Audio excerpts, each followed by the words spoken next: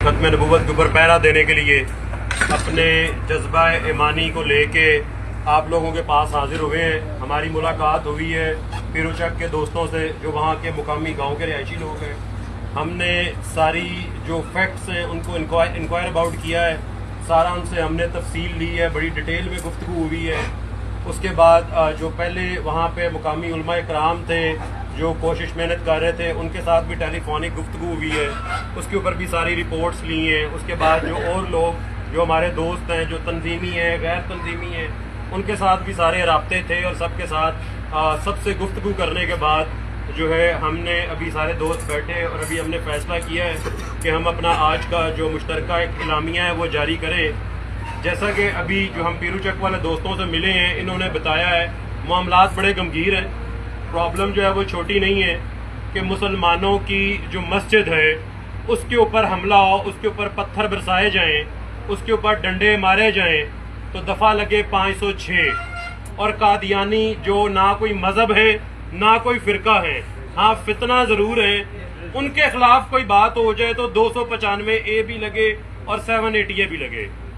ہم انتظامیہ سے مطالبہ کرتے ہیں یہ جتنے لوگ بیٹھے ہوئے ہیں یہ پاکستان کے آئین اور پاکستان کے قانون کو ماننے والے لوگ ہیں۔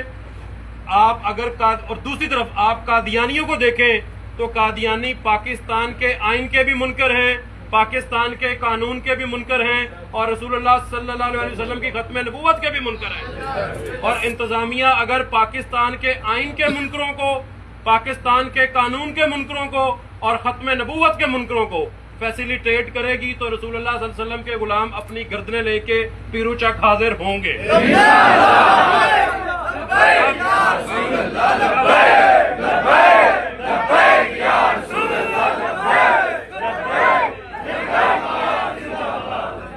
مسلمانوں نے ان کے اوپر تشدد ہوا، سر پھاڑے گئے، پولیس کی موجودگی میں پھاڑے گئے، اور دفعہ کیا لگی 506 دھمکیاں دینے کی۔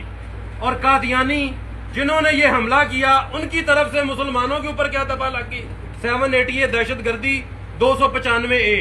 اب 295A کیا ہے؟ 295A ہے کسی مذہب کی توہین کرنا۔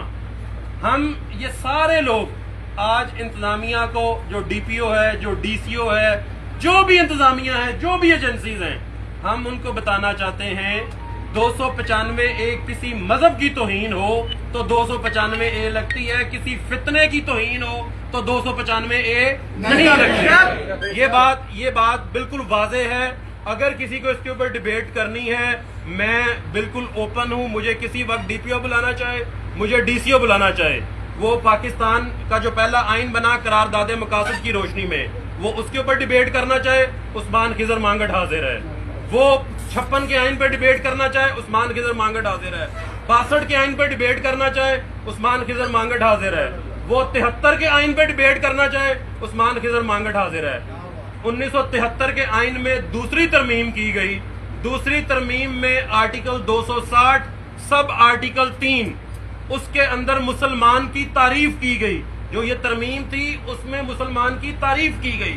اس مسلمان کی تعریف میں سے یہ میں ڈی پی او، ڈی سی او اور ایجنسیز کے لیے یہ بات ریکارڈ کروا رہا ہوں، اس 260(3) میں جو مسلمان کی تعریف تھی اس میں سے قادیانیوں کو ایکسکلوڈ کر دیا گیا، اور یہ ونس فار آل ڈیسائیڈ ہوا کانسٹیٹیوشنل امینڈمنٹ آئینی ترمیم میں کہ قادیانی جب تک یہ آئین رہے گا تب تک کافر ڈکلیئرڈ ہیں۔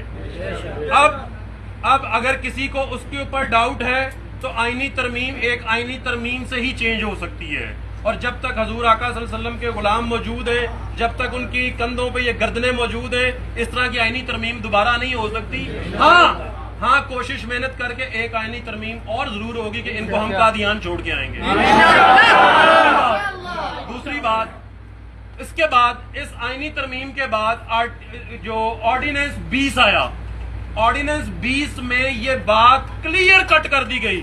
آرڈیننس 20 کے تحت 298C پاکستان پینل کوڈ وہ ایڈ کی گئی۔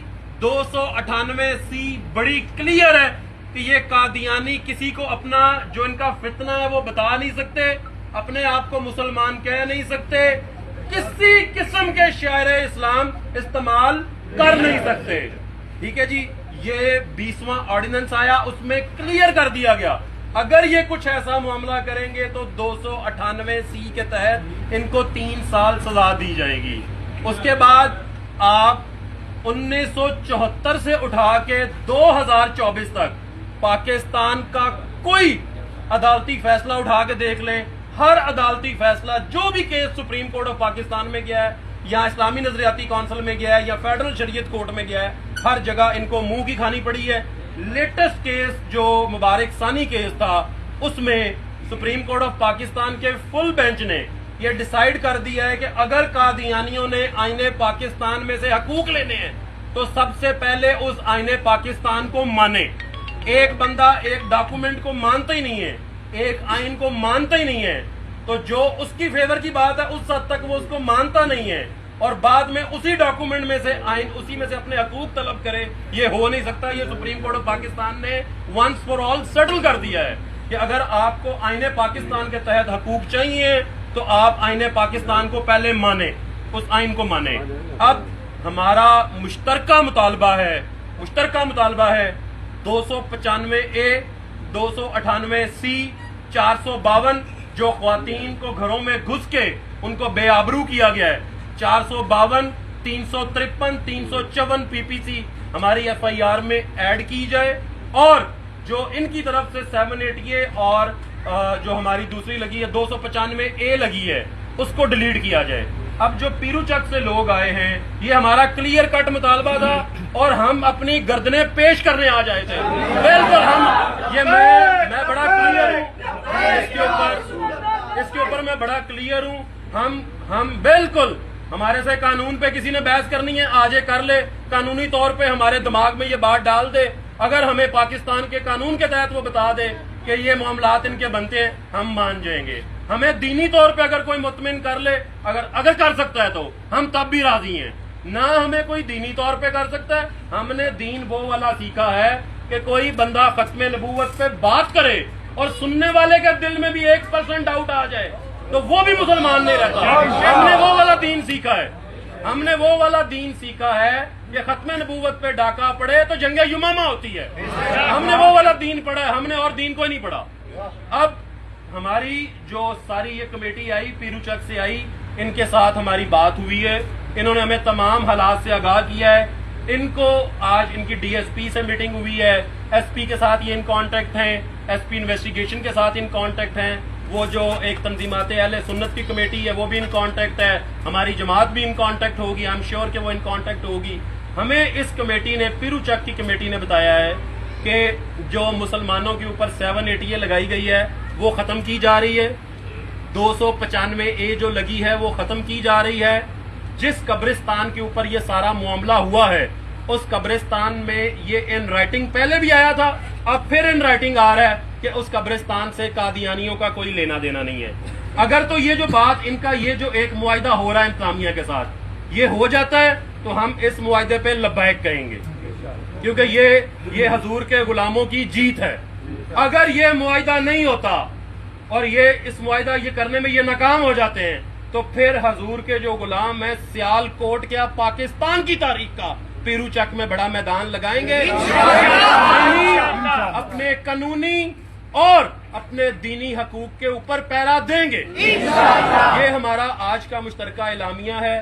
میں پھر واضح کرتا چلوں, ہم نہ آئین کو ہاتھ میں لینے آئے ہیں نہ قانون کو ہاتھ میں لینے آئے ہیں, لیکن اگر کوئی کہے کہ قادیانیوں کے بارے میں نرم گوشہ رکھو, نرم رویہ رکھو, نرم زبان رکھو, وہ ہمارے پاس نہیں ہے. اس کے لیے آپ کو پہلے ہمیں ختم کرنا پڑے گا. اس دنیا سے حضور جو آقا صلی اللہ علیہ وسلم کے جو نوکر ہیں, جو ان کے در کے کتے ہیں, ان کو ختم کرنا پڑے گا. اگر یہ معاہدہ ہو جاتا ہے ہم اس کو فل بیک کریں گے, اور اگر یہ نہیں ہوتا تو پھر انشاءاللہ ختم نبوت کے اوپر تاریخ ساز پیرا دیا جائے گا. یہ بات ہم منڈی بہاولدین میں, حافظ آباد میں یا لاہور بیٹھ کے بھی کر سکتے تھے. سیال کوٹ آ کے یہ بات کرنے کا مقصد یہ ہے کہ یہ جو پاکستان ہے یہ اسلامی جمہوریہ پاکستان ہے. یہاں پہ حضور کے جو نوکر ہیں ان کے لیے جانے کے لیے کوئی بھی نو گو ایریا نہیں ہے بالکل. اور یہ جو معاہدہ ہو رہا ہے اس معاہدے کے لیے ہم آج یہاں پہ بیٹھ کے بات کر رہے ہیں. ورنہ آج ہمارا بات پیرو چک میں بیٹھ کے کرنے کا ارادہ تھا. ٹھیک ہے جی, انشاءاللہ یہ جو باتیں کی ہیں اس کے اوپر منو ان جو ہے پیرا دیا جائے گا, اور اس پیرے کے لیے کوئی بھی قیمت ہو, وہ مال ہو, وہ جان ہو, وہ اولاد ہو, وہ ماں باپ ہو, وہ قربان کر کے پیرا دیا جائے گا. تاجدار ختم نبوت زندہ باد, زندہ باد.